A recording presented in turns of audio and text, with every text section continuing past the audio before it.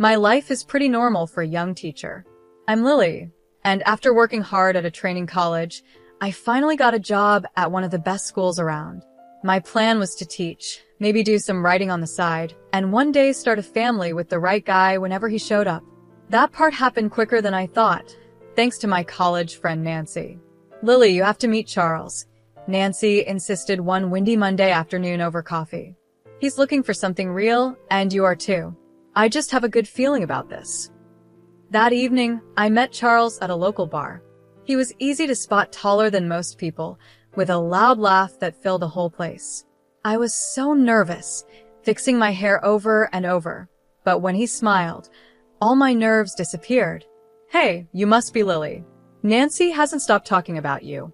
No pressure, right? Charles joked as he pulled out a chair for me. Yeah, no pressure at all. I laughed as I sat down, thinking about how this one night could change my whole future. We hit it off right away.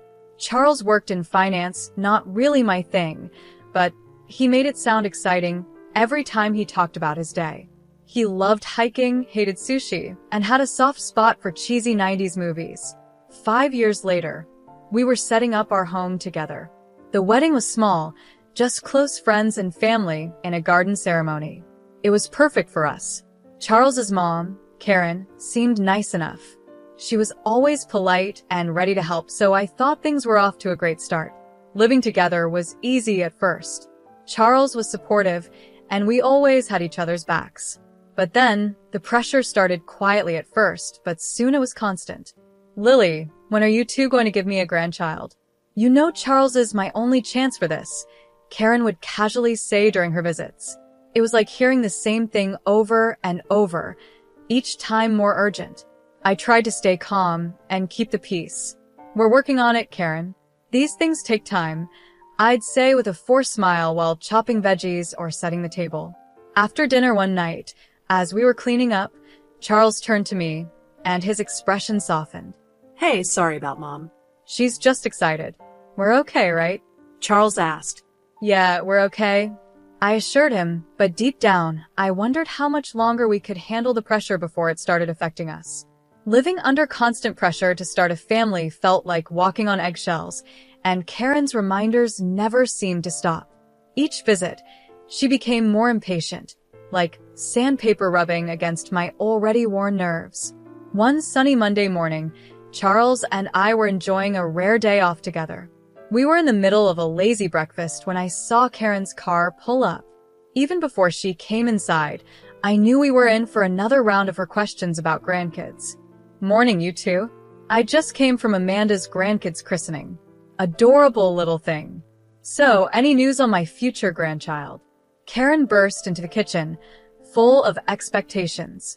Charles almost choked on his coffee, managing a polite, "Morning, Mom." I forced a smile and tried to stay calm. "Hi, Karen. We're just enjoying breakfast. Would you like some coffee?" I offered, hoping to change the subject. No, I'm fine. Just wanted to chat quickly. Lily, you're not getting any younger, you know. Timing is everything. You should be more proactive, maybe see a doctor, or try those fertility treatments I was reading about, Karen said, her voice a mix of concern and urgency. I felt my face getting hot. We're capable of handling it, Karen. We'll see a doctor if we feel it's necessary, not because we're on a deadline. I snapped, louder than I meant to. Under the table, Charles gently squeezed my hand, a silent request to stay calm. "Mom, it's our life. We'll take care of it.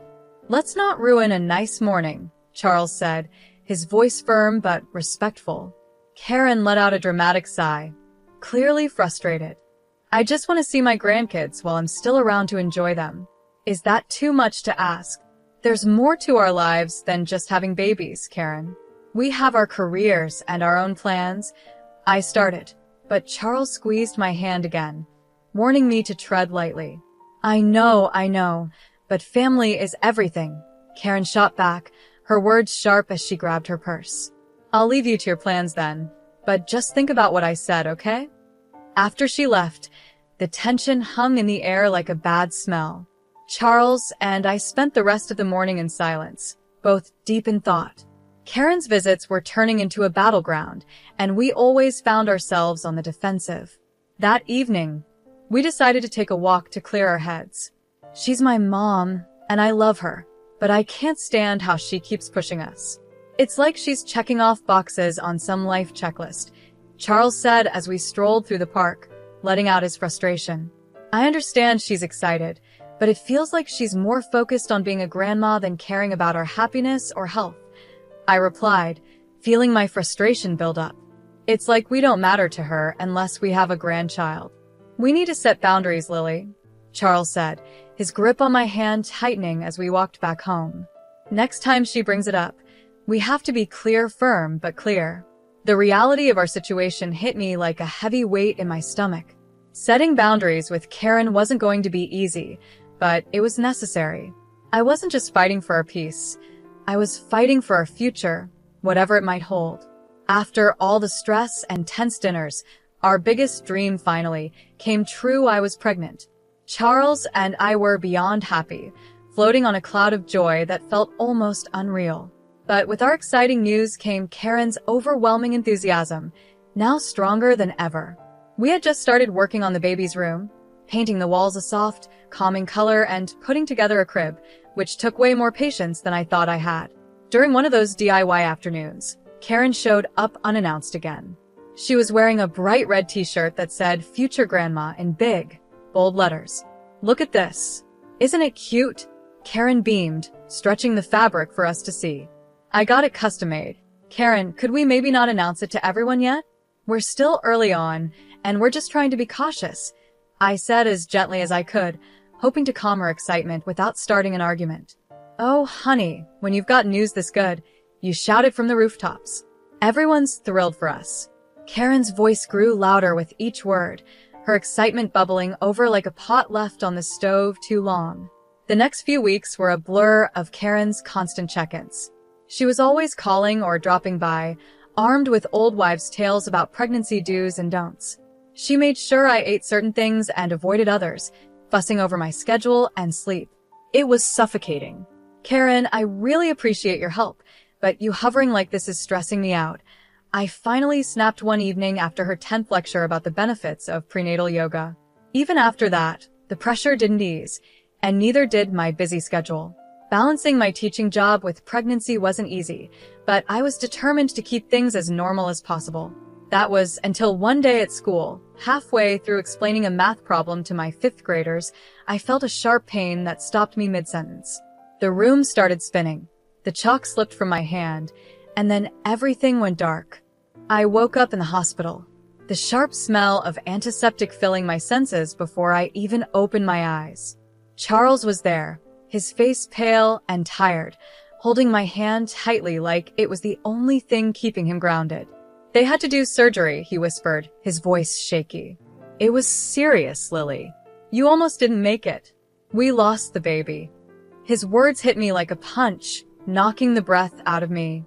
Tears poured down my face, bitter and uncontrollable. I was alive, but at what cost? The doctor came in, his expression serious as he adjusted his glasses. Lily, I'm afraid the complications were severe. You won't be able to have children in the future. It was a very rare and unfortunate situation. The room suddenly felt colder, and the walls seemed to close in around me. I lay there, the weight of this new reality pressing heavily on my chest.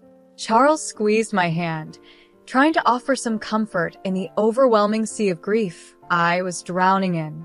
Just when I thought things couldn't get worse, Karen burst into the room, her face full of anger and desperation. She didn't even pause to see how I was doing before she blurted out, I heard what happened. So, when are you going to try again? We need to start planning. I was still hooked up to N4, the dull pain in my stomach a constant reminder of what I had lost. Karen, I can't have children anymore. The surgery. My voice cracked as the reality hit me again, cold and hard. What do you mean you can't? That's ridiculous, Karen snapped, her face turning red. She stormed out of the room, probably to find a doctor who would tell her something different, something that wasn't true. Charles held my hand tighter, his eyes full of silent apologies for his mother's behavior. Karen came back not long after, her anger even worse now that the doctors had confirmed my condition. What did they say? This is absurd. You've taken away my chance to be a grandmother, she yelled, loud enough that a nurse peeked into the room, her eyes wide with concern. Mom, please, Charles said, his voice firm but pleading. This isn't helping. Lily needs to rest. Rest? What she needs to do is think about her family. About us. This is selfish, Karen said, her words cutting deep. I could barely hold it together. I didn't choose this, Karen. Why can't you understand? I almost died, I said, my voice breaking with both pain and frustration. Karen's eyes narrowed. If you had been more careful, this wouldn't have happened. You've always been too focused on your career. Maybe that's why. Enough. Charles's voice filled the room, sharp and commanding. Mom, leave.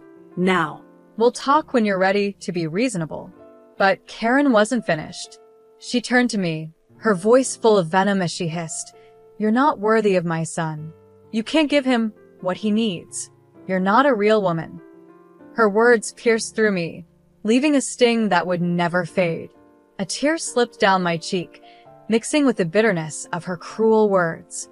Charles practically had to drag her out, and I could still hear her protests echoing down the hallway. Recovery was slow, and when I finally returned home, the emptiness was unbearable. I tried going back to teaching, hoping the routine and the sound of children's laughter would help, but every joyful noise reminded me of what I had lost. Seeing a psychologist helped a bit. You need to grieve, Lily, not just for your child, but for the life that's now behind you, Dr. Alexander said during one of our sessions. Her words, though meant to heal, also made the finality of my loss even more real. One day, during an especially tough week, I made a decision. I can't teach right now, I admitted to Charles over a quiet dinner. When I see the kids, I just see what I've lost. I'm thinking about working at the library. It's peaceful, quiet. So, I took a job at the local library, leaving the busy school hallways for the calm aisles filled with books and quiet visitors. It was a place where my heart could begin to heal, away from the prying eyes and constant expectations. Even though I had moved on to the peaceful life at the library, Karen's presence still hung over us. She wouldn't stop bringing up the topic of grandchildren, becoming more invasive and harsh with each passing day. As months went by, her accusations only grew sharper. On my birthday, a day I hoped would be light and free from pressure, Karen cornered me in the kitchen just as I was about to cut the cake. Her voice was low and full of venom. When are you going to fix this, Lily? You need to give Charles children, she hissed. I froze, the knife trembling slightly in my hand. Karen, Charles and I have been thinking about adoption. It's a beautiful way to build a family, I said, trying to keep my voice calm despite the storm inside me. Adoption? Over my dead body. Karen exploded, her face twisting with disgust. I won't have you bring some stranger's child into our family. Who knows what kind of sick, twisted genes they have. No grandchild of mine will come from someone who couldn't even keep them. Her hateful outburst echoed through the kitchen, and the living room fell into silence. I could feel everyone's eyes on us, their stares weighing me down like a heavy blanket. That's enough, Karen. I snapped, letting the knife fall onto the counter with a clatter. I stood tall and faced her. You don't get to decide how Charles and I build our family. This is our life, our choice, I said firmly. Karen's eyes narrowed, and with an angry huff, she stormed out of the kitchen, slamming the door so hard it made the windows shake. The room stayed silent, all the joy of the day gone with her. The discord Karen had planted grew quickly. At first, it was just subtle whispers, a look here, a nudge there suggesting I had been careless during my pregnancy. Then, the rumors turned into full-blown gossip, accusing me of drinking and behaving badly, which supposedly caused my miscarriage. The anger inside me built like a storm. One evening, after overhearing a particularly nasty version of the rumor from someone I thought was a friend, I decided I had enough. I called Karen. Karen, this has to stop now, I said firmly. Spreading lies about me is not just hurtful, it's slander. And I won't tolerate it anymore. If I hear one more rumor, I'm going to the police, and I'll sue you for libel." There was silence on the other end, a quiet moment that felt like the calm before a storm. Finally, she spoke, her voice low and lacking its usual fire. "You wouldn't dare." Try me, Karen. "I'm done playing nice." After that call, the rumors stopped just as suddenly as they had started, but the damage was done. The relationship was strained, and family gatherings were now cold and formal, no matter how much we tried to pretend everything was fine. Life seemed to go back to normal, but everything had changed. Then one morning, I opened my inbox to find an electronic postcard. The image showed a happy family, 2 parents with children playing around them, the perfect picture of happiness. But below it, in cruel, bold letters, were the words, "You will never be a mother." My heart sank, and a shiver ran down my spine. Who would send something so hateful? As if that wasn't bad enough, the attacks soon became physical. One afternoon, after returning from work, I found a box on our porch. Inside were dolls, smeared with ketchup, making it look grotesque. A note was attached, twisting the knife deeper. "This is your fault. You are to blame for losing your child." I was horrified. Each new message, each package, felt like a punch to my already fragile state. Tears became my constant companion as I struggled to understand the cruelty of these attacks. "Charles, look at this," I said one evening, handing him yet another horrible package. My hands were shaking, and my voice was barely a whisper. "It's too much. I can't take this anymore," I said, feeling completely overwhelmed. Charles acted quickly. "Our neighbor, Mr. George, has cameras everywhere. Maybe he caught something on video," he suggested. The next day, we approached Mr. George, who was more than happy to help. He played back the footage, and there, clear as day, was Karen, sneaking up to our door and leaving those awful packages. Seeing her do this was both a relief and a nightmare. "I can't believe Mom would go this far," Charles muttered, disgust all over his face. With the evidence in hand, we confronted Karen at her house. The video was paused on the laptop screen, showing her in the act of hatred. "Look at this, Mom. How could you?" Charles's voice was cold, his usual warmth gone. He pushed the laptop towards her, the hurt in his voice echoing around the room. Karen glanced at the screen, her expression unreadable for a moment. Then, without any hint of remorse, she shrugged. "She's damaged goods, Charles. An inferior woman who can't continue the family line. I did what I had to do for you, for the family's sake." Charles stepped in front of me, protective. "If you can't accept Lily, then you can't be part of our lives. This is your last chance, Mom. Apologize or we're done." Karen's face hardened, her eyes cold. "I'm only doing this for you, Charles. She's taking you away from what you deserve." The ride home was silent, both of us lost in thought. I was crushed, the weight of Karen's betrayal pressing heavily on me. Charles was furious, the bond with his mother stretched to its breaking point. In the days that followed, Charles became unusually quiet. His cheerful nature dimmed, the tension between him and his mother weighing on him. Despite everything, it was clear he missed her. So, when we received a Christmas invitation from Karen, I agreed to go for his sake, hoping for some sort of reconciliation.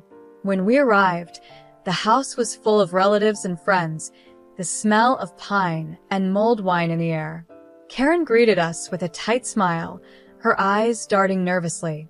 I took a deep breath and held onto Charles's arm as we moved through the crowd, trying to stay hopeful. At first, the evening went well, with laughter and conversation filling the room. But then, in the middle of the gathering, Charles's ex-fiancée, Angela, showed up. The room fell silent as Karen welcomed her in. "As you all know, Lily can't have children," Karen began, her voice cold and cutting. "So, I think it's time Charles reconsidered his options. Angela is more than willing to take her place and give me the grandchildren I deserve." Her cruel words echoed through the room, and the silence that followed was suffocating. I stood frozen, my heart pounding in my ears. Charles's voice, low and angry, broke the silence. "Mom, what are you talking about?" I didn't agree to any of this. I couldn't hold back any longer. How could you? I said, scanning the crowd, my voice trembling with emotion. Karen has been tormenting me, sending hateful messages, and leaving disturbing packages at our door. I pulled out my phone and showed the video for Mr. George's camera, the footage clearly showing Karen's awful actions. Gasps of shock and disgust filled the room. Angela, looking just as horrified, stepped forward. I had no idea about any of this, she said. Karen invited me here, saying we were just catching up. I'm actually engaged to someone else, and I don't want to interfere. I never wanted children, that's why Charles and I broke up. The room buzzed with whispers and stunned faces. Karen's friends and family began to leave, their expressions ranging from embarrassed to outraged. It was clear they sympathized with us. Karen, now pale and flustered, tried to defend herself. I was only trying to make sure my son had a proper family. Charles's voice was cold and final. By destroying the family you already had, I don't consider you my mother anymore. We're done. Months had passed since that disastrous Christmas, and life had finally started to settle into a peaceful rhythm. Charles and I were busy with the adoption process, focusing on the child who would soon join our family. It was a time of hope and healing, but it didn't take long for Karen to try and come back into our lives. One chilly morning, a knock at the door broke the quiet. When I opened it, there stood Karen, her eyes red, looking remorseful. Lily, I've been doing a lot of thinking, she began, her voice shaky. I know I've made terrible mistakes. Can we talk? I hesitated for a moment, then said, I'm listening, leaving the door slightly open but not inviting her in. I've been so foolish, she continued. I was so focused on my own desires that I lost sight of what really matters. I've hurt you and Charles deeply, and I'm truly sorry. Can we start over, please? Karen, after everything that's happened, it's not that simple, I replied. Charles and I are moving forward with adopting a child. That's our focus now. I spoke with a firm voice, reflecting the resolve I felt in my heart. The mention of adoption seemed to trigger something in Karen, her face twisting as her old prejudices resurfaced. You can't seriously be thinking of bringing someone else's child into this family. It's wrong, she snapped. That's exactly what we're doing, Karen, and it's not your decision. It's ours. I shot back, my patience wearing thin. This is madness, Lily. You're making a mistake. A real family. No, Karen, we're done here, I interrupted, and without waiting for her response, I closed the door firmly in her face. The click of the latch sounded like the final end of our relationship.